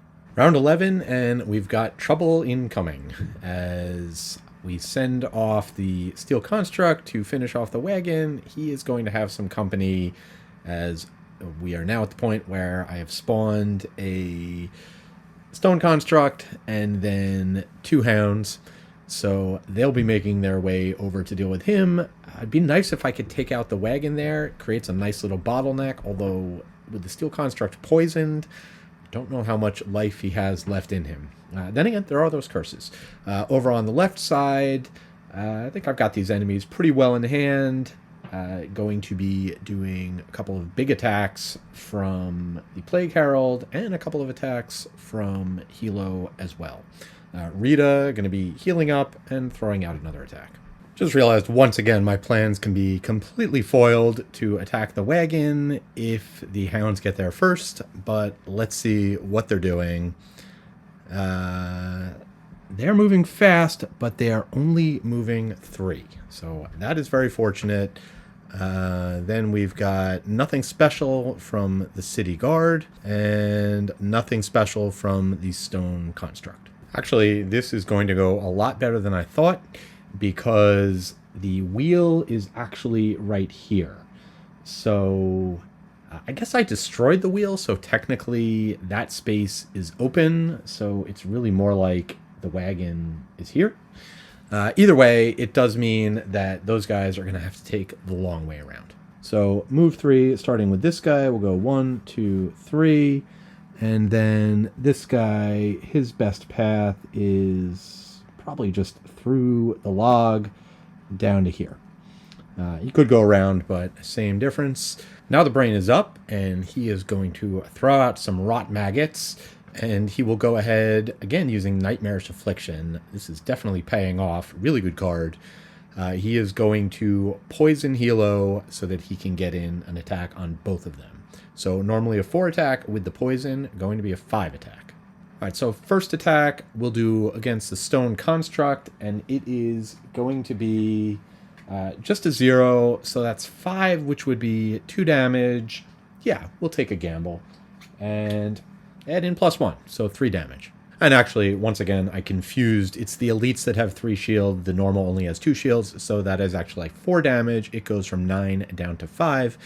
And now the second attack against the city guard. Again, base of 5 against 2 shields, so that will be 3 damage. Then I'll go ahead and, since any other abilities I use on these guys don't require any particular range, I would just pop off damage on them. I can go ahead and have him move 2 spaces closer to the action and closer to that chest, which is still going to be tricky to get to, but I am not giving up hope on. Also, we'll leave Blistering Swords in play as a reminder that both enemies will have -1 to their attack this turn. Now Helo's up, and I'll go ahead and use Vaccine to attack both enemies, since only one has to be damaged, but they're both damaged. So with the poison, this will be a 4 attack. I will go against the stone construct first. And that is going to be... Alright, that is going to be a miss. So I am not going to use Ode to the Gambler, since I don't have to... Well, I guess I do have to worry about curses. But let's go ahead, see if I can fulfill my battle goal. If I get a good draw, a 4 attack on the elite city guard is going to be a +1. So right now, I'm at 5 against 2 shields. I'm dealing 3 damage, which would not kill it. It would then die from its wound. You know, I almost put as my bottom card my other attack. I probably should have done that. I'm going to go ahead and gamble, see if I can get another +1. Here we go. Yes. Okay, so do manage to kill the guard and fulfill my battle goal of killing an elite. I'll then use Blood Transfusion to safeguard myself, get rid of my poison, and draw a med pack, which is going to be that one. And I gain an XP for both of those. So 2 XP up to 6. That was a productive turn. Now Rita's up. She'll use the top part of her med pack to heal herself for 4, and then the bottom of the Stinging Arrow to generate a base note, and she will grant Helo a ranged attack, so it will be a disadvantage, but I don't know, maybe I can get rid of a curse. 2 attack +1 from the poison is a 3, either a 0 or a curse. So, alright, so I don't do any damage, but glad to get one of those out of the deck. No reason to use Ode to the Gambler, since with disadvantage, it would just be ignored. Now for her end of round effects, I will have Rita go ahead and take a shot at the stone construct. This will be a 2 attack with 2 pierce, 3 with the poison, +1 is 4, so that is 4 damage, which knocks it down to 1, which means on its turn, it's going to die. Then I get to grant an ally 2 movement, so since our work here is done, Helo, head out there to help with the others. And actually, I just realized I forgot to have the steel construct go first. So he actually would have moved 2, and attack the wheel. So that +1 modifier is his. So we are going to have to draw again. So maybe I didn't kill the stone construct yet, but that's going to be 4 damage to the wheel, knocking it from 11 down to 7. Now Rita's attack against the stone construct. All right, also a +1. I guess I could have gambled, but better not to go back and do that. So all good. Finally, we'll finish things off with the one remaining stone construct. The other one does get to go, but his wound killed him. So this guy is just going to move 2. Again, he's got to go around the wagon, so that is his best course of action. And that's going to do it for that. All of these are going to tick down, which means a couple of these are going to be discarded, and it is actually time for Rita to take a rest. I don't want to be out of the action too long, so I'm going to take a short rest, which means I'm also going to let Echoing Aria go because I want to get my loot card back. I could also let Mobilizing Measure go so that I end up with an even number of cards, but at this point, there's not a lot of rounds left. She's got plenty of cards, so I will keep it in play for one more turn. Rita loses Marching Beat on her short rest, which, as long as it's not her loot card, is fine by me. Round 12, and things are coming to a head. We've cleaned up this area, just lots of coin around for Rita to deal with. She will happily do that. And timing, very important, of when I have everyone go this round. I want to be able to get the Plague Herald a little bit closer so that he can target the hounds, be able to spread the plague, throw out a couple more attacks. In order to do that, so that he can get some extra movement, I want him to be the target of Mobilizing Measure. In order for that to happen, I have to make sure that the Sawbones goes before the Soothsinger. So I've got him going on 8, which is actually going to work out pretty well in terms of it'll be a defensive turn as I get into position, but I'll also be able to heal and protect the Steel Construct. Then after he goes, Rita will go on 14, take care of the loot. Also, conveniently, we'll be able to get Dissonant Rhythm back into play, which means from all the way over there, she's still going to be a contributor. And then much later in the round, I've got him going on 76, so I can let the enemies advance a bit. Possibly will be the Plague Herald looking to throw out some attacks. Of course, before we get to see what the enemies do, we do have to deal with the movement of the wagon, which is going to move 1 space to the right, which is going to be unfortunate for the hounds as they're going to get squished, take hazardous terrain damage, and be relocated. All right, so, and I know this is a little confusing. I'm still going to use the model, and perhaps conveniently and appropriately, one of the wheels fell off. Currently the wagon is 1, 2, 3 spaces, the wheel being the top of that space, but all of them are considered the wagon. So it does push in to the hound, and now we can see what the enemies are going to do. All right, here we go. We have the hounds are pack hunting on 19. So going after me. And Stone Construct not going for a while and going very slowly. Helo's up first, and he is going to use his hamstring to hamstring himself, but fortunately that'll be prevented by the safeguard, and he is going to move 6. So 1, 2, 3, 4, 5, 6 is going to get him in perfect position, not to attack the wheel, but to defend the Steel Construct, who is going to be doing the attacking. He'll then use Curative Mixture to heal the Steel Construct back up to full, also removing its poison. Next up, Rita will finally fulfill her battle goal. She will go ahead and perform a loot action, gaining 3 coins. I suspect this will not be the last time she does this, as there are another 3 coins waiting to be looted. We'll get to that later. She will generate a Trouble Note. Obviously, there's no enemies she can attack, but they are separate abilities, so I can still do it.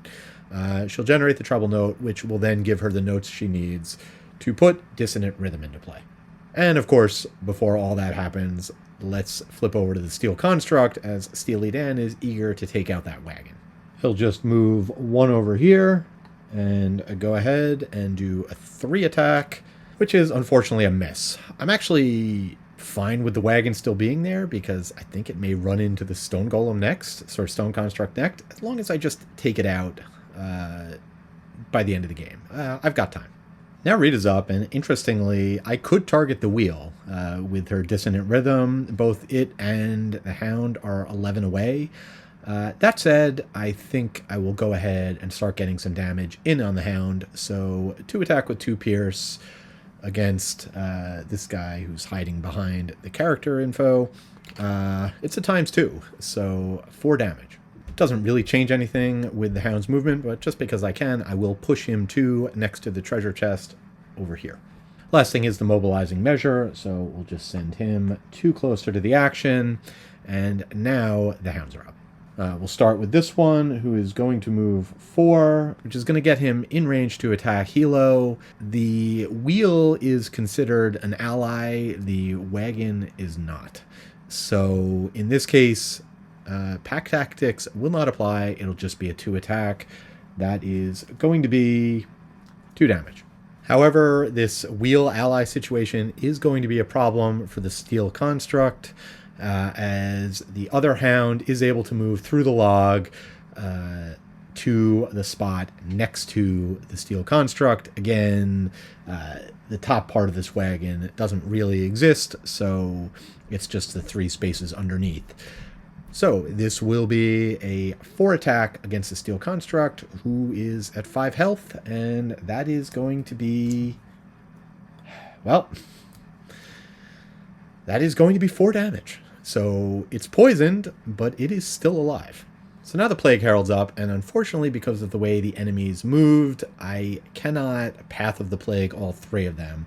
I'm just going to have to choose 2. I think it's pretty important that I make sure I get Plague on the stone construct, since he's got the 3 shields. That's going to be difficult to penetrate. So I will first target this guy up here, and then 3 away here, and that is where the Path of the Pox ends. Then I will go ahead and do a 3 attack. I will poison Helo so that I can do 2 targets, hitting both hounds with a 3 attack. The brain will gain 3 XP total from that, 1 since one of the enemies he's targeting. If I had plagued both hounds, I would have gotten the extra XP, but just the 1.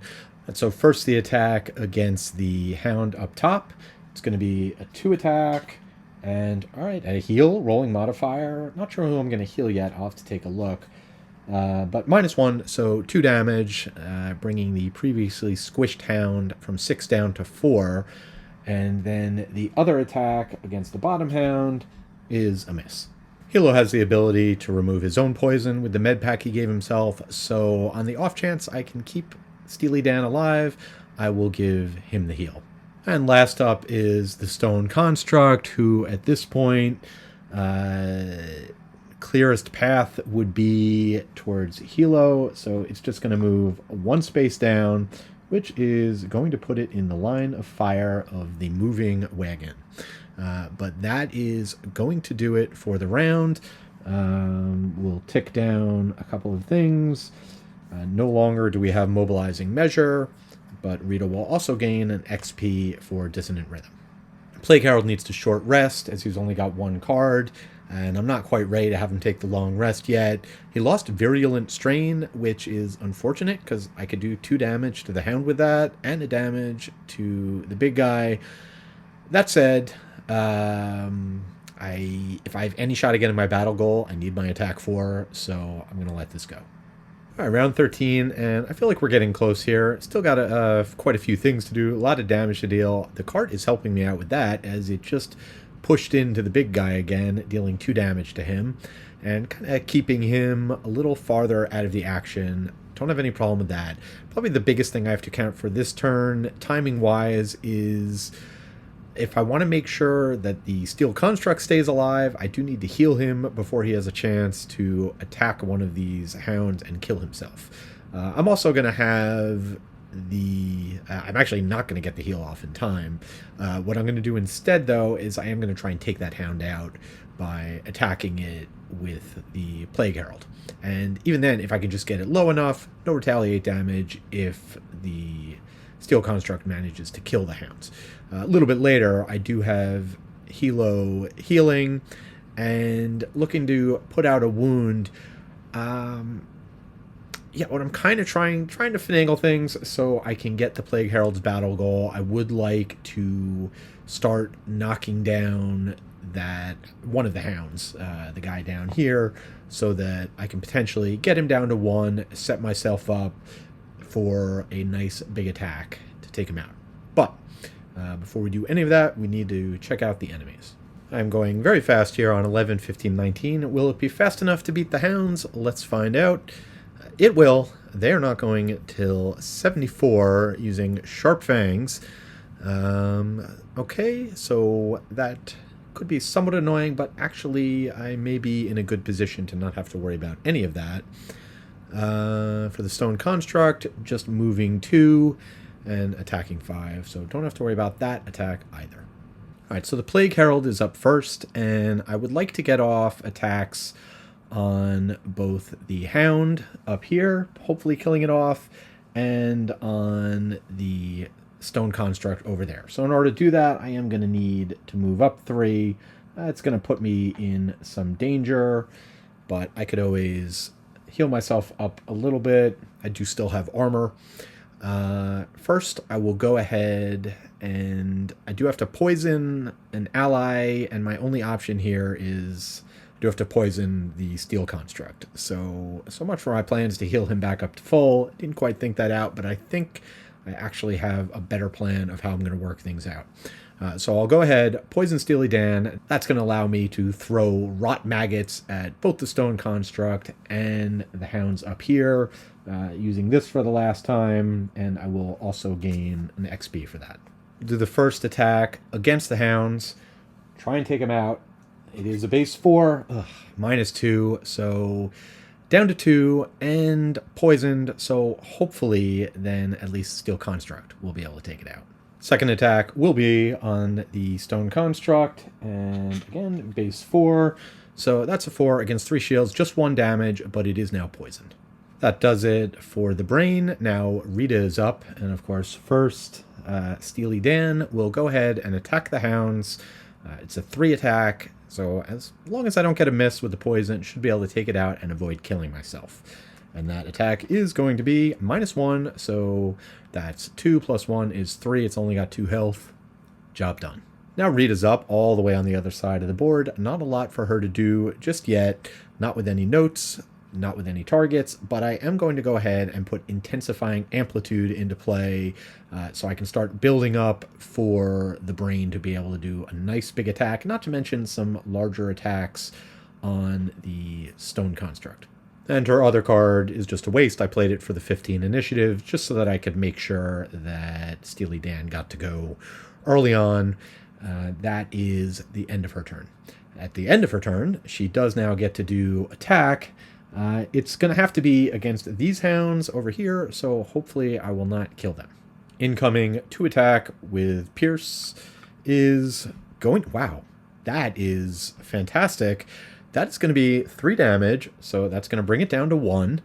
And I can strengthen an ally, so I will go ahead and strengthen the Plague Herald. Of course, she also gets a push 2 with that, so I will push the hounds back 2, which will prevent me from taking one of their attacks. Now that she is done, Helo is up, and what I'm going to do, I was going to wound this guy, do not want to do that now, so I'm just going to move here, and that's going to put me in a position to take the hound's attack instead of it going onto the Plague Herald. That using the move 4, actually, and then I'm going to go ahead and let's bump up the Plague Herald's damage even more by giving him a syringe. Actually, I realize that moving that far up will put me in the line of fire of the Stone Construct. No reason to take that damage unnecessarily, so I'm just going to back up 1. Still able to give out the prescription. Now, doing nothing special, this guy will move up 2, getting close, but not quite in range of being able to attack. Then the hound will go, no target to attack for its first attack with the Sharp Fangs, but then it is going to be able to move 2, just as I slide things around, and its target will be it will be going after the Plague Herald. Just a one attack. I'm not really worried about dying. The +2 is already down there, so I won't use my armor here. So a +1, so I am down to 1. That'll do it for the round. I will just tick the song down 1 and get ready to hopefully take out those hounds and fulfill a battle goal next round. Things are a bit tricky in round 14 as I really want to accomplish that battle goal on the hounds. Not going to be an optimal situation because in all likelihood I would have the Plague Herald go last so that I can build up the increasing cadence a bit with the other attacks.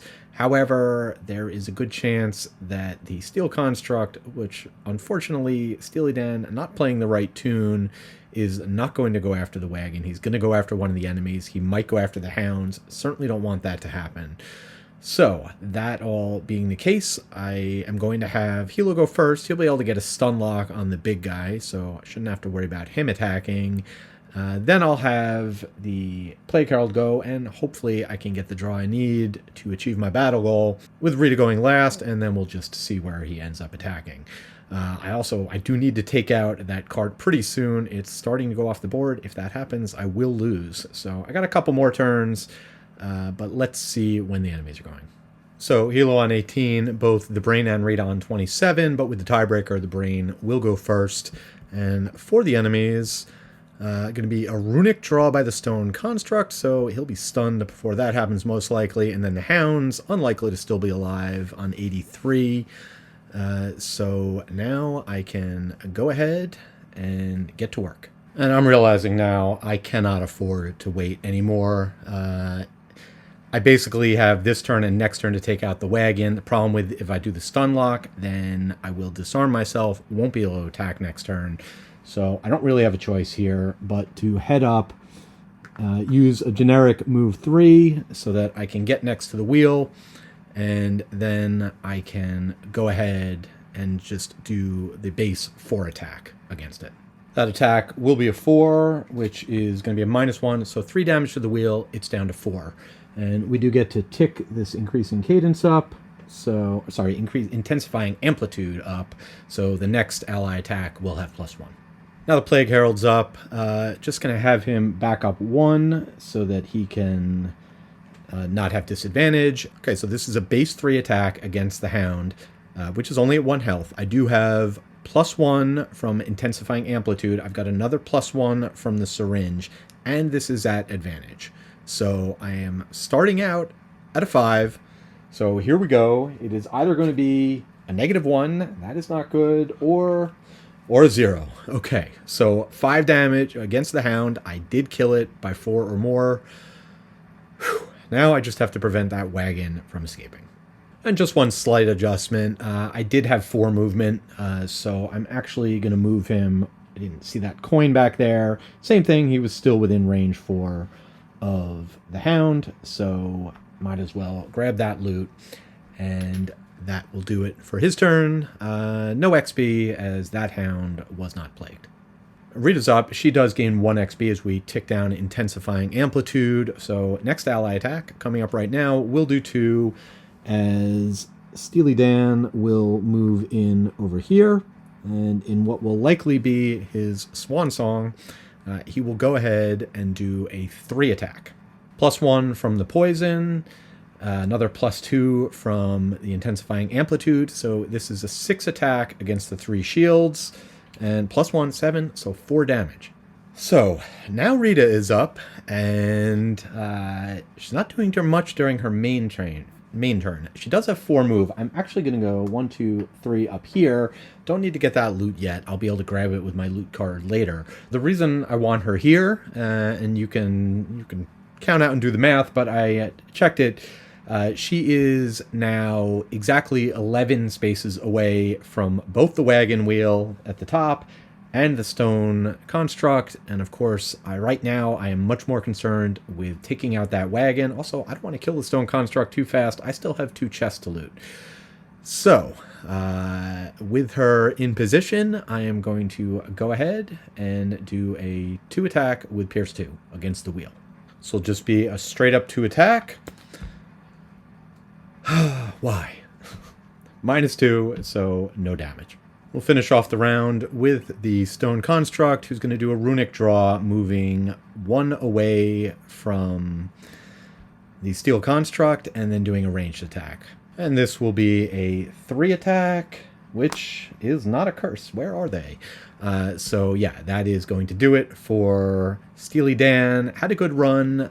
Not good enough. He should have been going after that wagon. Alas.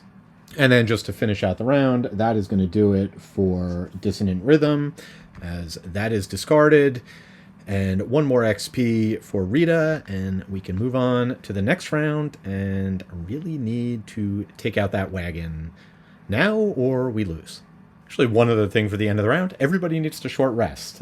Can't take that long rest yet with the Plague Herald, because I still do need to make sure I take out the wagon this turn. I can't rely on just the 1 attack from the Sawbones.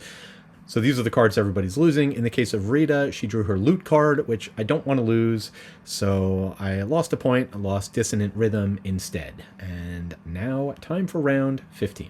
Round 15, and I've actually miscalculated on a few things. First of all, the Soothsayer does have a card with jump. It's a 3-move in jump. She's also got a 5-move. So in 2 turns, not including this turn, but in 2 turns, she can make it over to that chest. So I don't need to pull all the long rest shenanigans and whatnot. So that's good news. The other is I actually do have 1 extra turn. I wasn't quite looking at the map correctly. It's if the wagon is pushed off, but there is, you can see by looking at the map, there is 1 more space that I can move. Again, currently the wagon is would be occupying these 3 spaces on its next move. That's okay. So if I don't take it out this turn, I do have 1 more shot. That said, I am going to have the Plague Herald go very quickly to hopefully finish that off. If he's not able to, I could always send in the Sawbones. I've also put up my Stunlock card again, although now I'm getting dangerously close to just flat out killing that guy off, especially with the bleed, so I might have to be careful about that. And then Rita, she'll actually go first. She's just going to loot this turn. We have the Stone Construct going on a 10, just doing runic feedback. So that's fine. So we can focus on taking out the wagon. But first up, Rita. Again, very simple for her. She's just going to use the Echoing Aria, generate a treble note, but more importantly, loot these 3 coins, and that will do it for her turn. All right, next up is the Brain, who hopefully is not throwing away his shot, as he is within range 3, and is going to try and take out the wheel. This is going to be a 4 attack, plus 1 from here is a 5, plus 3 from here. So an 8 attack against the 4 health of the wheel. And that is going to be 0 damage. Wonderful. I guess we'll have to see if Helo can finish it off with an equally ridiculously large attack, though he still has a curse in his deck. Well, with 3 movement, I will just send him down here to pick up this coin, and that will be it for his turn. All right, if at first you don't succeed, Helo will just do a move 2 to go up here, and now he will attempt to take it out. That is going to be a based attack plus another 4, so here we go. 8 attack on the wheel. And I'm genuinely nervous here. But here we go. Hallelujah. That is 9. We have taken out the wheel. The wagon will not be moving anymore. Now we just need to take out the Stone Construct and also see if we can manage to loot both of these chests in the process. Stone Construct on his turn, not doing anything special, just setting up Retaliate, so we will finish out the round. Rita does gain 1 more XP, by the way, from Intensifying Amplitude, and now we can move on to round 16, and well, at least the wagon is not moving. So for this round, I was going to take a short rest, get my stun card back, and set up the stun lock, but with my luck, that 4 attack with the 5 bumped up by poison, I draw a ×2 and I kill the enemy. I don't get either of the chests. So I'm going to play it a little bit more safe, do a smaller attack so that even if I draw a ×2, I won't kill it. And just having Rita start racing over, getting people into position. Here we go. we have the construct just doing a calculated strike on 90. Kicking things off with Rita, just doing a move 5. 1, 2, 3, 4, 5. On her way to that chest hiding behind the bushes. That's it for her turn. Now, for Helo, he's just going to move down, go here. You can see I've put the wagon on its side because it only occupies 2 spaces now that both the wheels are gone. So he'll slip in back behind there and go ahead and do a 3 attack. It'll be the one that gives him an XP against a damaged enemy. So that is a 3 attack, +1 from the poison, so a 4 attack against 3 shields. And that is going to be +1, so that is 5, 2 damage. And I've got the brain up. Same situation where I have to scale back the attack a little bit. I could get XP by doing the 3 attack, but if I drew a ×2, it would kill it. So I'm just going to do a 2 attack. I could do that right from where I am. So that will be a 2 + 1 from the poison is 3 plus... Ooh, well, I don't have to apply this. I can discard this card at any time. So now seems like a good time. I don't know if you can discard it. Probably not in the middle of an action, right? So I couldn't flip the modifier C and then choose to discard that. I don't think. So I'm going to let it go so that I am just doing a 3 attack against the 3 shields. And that is going to be... Spreading the plague, there's no one to spread it to, and against 3 shields is going to be no damage, so it's still at 4. We'll still have some work to do to take it out next turn. And I will just use 2 movement to get me a little closer to the chest, as perhaps we'll play rock, paper, scissors to see who gets to loot it. The other person will get the coin, so that is going to do it for my guys. Now the stone construct is up. And though he's hidden well under the shadow of the stone construct, the target will be the Sawbones, who's right next to him. So here we go. Incoming attack for 6. Let's see. Just before I draw, there are 7 cards in the attack deck. 3 of them are curses. 1 of them is a miss. 1 of them is a ×2. It is going to be 1 of the curses, so no damage. And the final thing I'm going to do in the round, actually backtracking to the Plague Herald's turn, I will use the Amulet of Life to go up to 2. No need to kill myself unnecessarily. I'm then going to take a short rest since I don't have any cards, and I don't want to lose my card that's going to guarantee I take out the enemy. So I did end up drawing that card, which I'll be playing next turn, so I had to pay a life back down to 1, and I lost Accelerated End instead. Here's my card mix for the last round. Also, I did have Helo take another short rest so he could get back his XP card. Now I can have him take a chance, do that attack, hopefully not draw the ×2 modifier, guaranteed that I can do 4 damage with the Plague Herald's card. So one way or the other, that guy's getting taken out. I'm going to be able to do some movement and do some looting. And Rita is going to be able to use her jump to grab the other chest. Checking Xhaven for what I hope will be the final time this game. Stone Construct not going until 83. See you later. Rita will kick things off with the seldom used bottom part of Mobilizing Measure to move 3, hopping over the bushes, onto the chest, and let's see what she finds. Well. We found the bandit stash as Rita has found 30 gold. Helo's up next, and he is going to take his best shot at the enemy. This will be a 4 attack +1 with poison, so a 5. Well, there's the time to depriving the Plague Herald of XP, as that will take out the enemy. Actually, I think I might still be able to play the card. I'm not sure. I have to double check. With his movement, Helo will go ahead and collect that coin. He has not gotten a lot of coins this game. They've almost all gone to the Soothsinger. But that'll do it for his turn. Now, for the Plague Herald. I know that you cannot play a card if you can't do some of the effect. Read as written, this card says choose up to 4 enemies. And then it tells you what happened based on what you choose. I think I can choose 0. So I'm going to go ahead and play this card. I'm going to choose 0 enemies against the spirit of the card. Maybe, am I not allowed to do that? Am I giving myself 2 XP? I shouldn't have.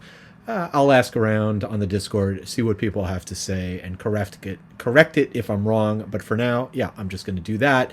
And then I'll use my 4 movement to go ahead and hop on the chest over here and see what we get there. So somewhere along the line, the tree got moved. It should be there. I still had enough movement to get there.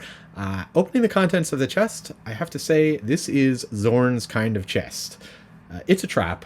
Suffer 3 damage and take a wound. I do have 1 card left in hand, so I don't want to exhaust. I will lose that card to prevent the 3 damage. I am wounded, but since that's the end of the game, don't have to worry about taking any wound damage, and that will do it for the scenario. Well, that was a pretty wild scenario. Really like the mechanic with the moving wagon, having to deal with that, being able to slow it down. Certainly did not do everything optimally. Thought early on I was going really well. Did a good job in that first room. Really cleared those first 3 enemies guarding the caravan. Things got a bit dicey towards the end. But managed to pull it out. Everyone got their battle goals. Got a huge pile of gold for Rita, who, if she really wanted to, I think could just retire after this session. Spoiler alert, she's not going to, but let's take a look at the individual characters. Oh, by the way, scenario rewards, death threats. We encountered the leader of the Vigil, who seems to want to kill us. And as I said, this is a Force Link scenario. We will have to go with Chasing Secrets coming up next. But before we get there, the Brain, the Harrower Plague Herald, achieved his battle goal of killing an enemy by at least 4 more than necessary.